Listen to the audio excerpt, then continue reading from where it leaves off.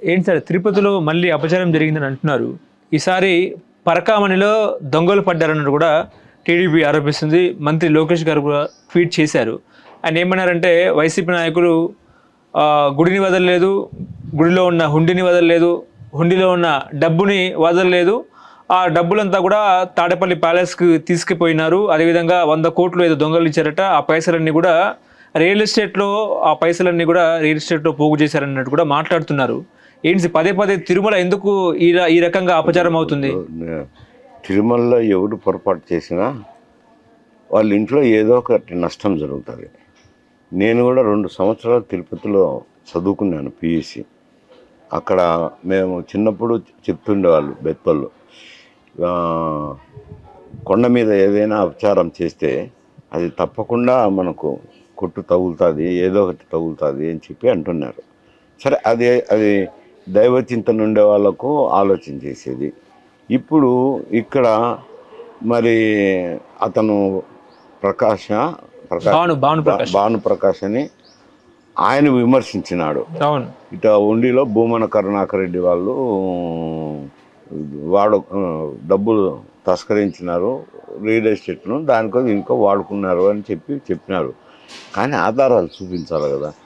ఆధారాలు చూపించకుండా ఆయన మాట్లాడిన మాటల మీద నేనేం స్పందిస్తాను? వాళ్ళు వీడియోలు 2003లో 23లో వీడియోలు బయటకు వచ్చాయన్నట్టు కూడా మాట్లాడుతున్నారు. వాళ్ళు సీసీ ఫుటేజ్లో ఉన్న వీడియోలు. ఏదైనా కానీ అతను భానుప్రకాష్ కానీ తెలుగుదేశం కార్యకర్తలు కానీ తిరుపతిలో ఉండే ప్రజానీకం కానీ ఆ వీడియోలు ఏవో వాళ్ళ దగ్గర ఉన్నాయని అంటున్నారు కదా.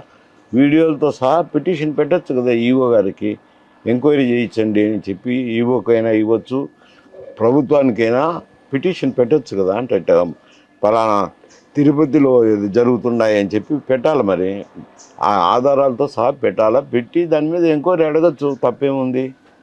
స్వామిది డబ్బు తస్కరిస్తున్నారంటే ఎవరు సహించరు కదా అంట. అవి పెట్టకుండా ఊరికి పేపర్లలో మాటల్లో మాట్లాడాలంటే ఏం మాట్లాడతాం? అదేలే. ఇంకో వైపు ఏంటంటే తిరుమల క్షేత్రాన్ని అడ్డు పెట్టుకుని రాజకీయాలు చేస్తున్నారు, విష ప్రచారాలు చేస్తున్నారు, ఇది సమంజసం కాదు అని వైసీపీ అంటుంది. గతంలోనేమో ఏదో లడ్డు కల్తీ చేశారు, జంతువుల కొవ్వు వాడారన్నట్టు కూడా మాట్లాడారు. నెయ్యి కల్తీ అనేది వచ్చింది, అది తేలిపోయింది రండి, అది విషయం. అది ఇప్పుడు ఇక్కడైనా కానీ ఆరోపణలు వచ్చినాయి.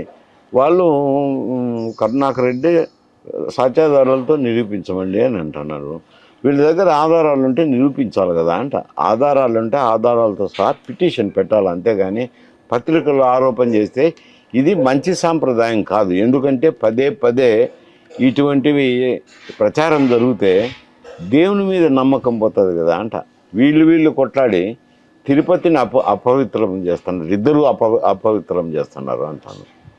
భక్తులైన వారికి వీళ్ళ మీద జుగుప్స కలుగుతుంది.